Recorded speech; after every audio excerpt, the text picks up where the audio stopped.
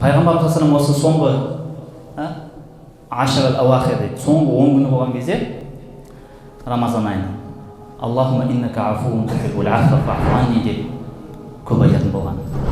Аллахым, сен кешірімдісің, кешіргенді жақсы көресің, фаъфу анни, мені кешір деп.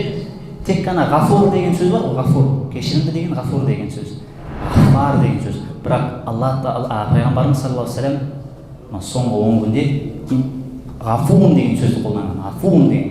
Өйткені ғафуун деген сөз ол кешіргенде соншалық кешіреді, ізі қалдырмай кешіреді. Сіздің істеген күнәларыңыз, дәптеріңізде істеген күнәларыңыз бар ғой, ашқан кезде табылмай қалады, жоқ болып кетеді, ізімен жоқ болып кетеді. Сонша бәрін кетіп тастайды Аллах Тағала. Алла сондай мейірімді, тіпті сіз қанша күнә жасадыңыз, сол күнәні жақсылыққа айналдырып жібереді. Алла сізді жақсы көрсе, сізді кешірсін. Ойлаңыз, сіз 20 жыл, 15 жыл бойы қарсы шықтыңыз Аллаға, намаз оқымадыңыз,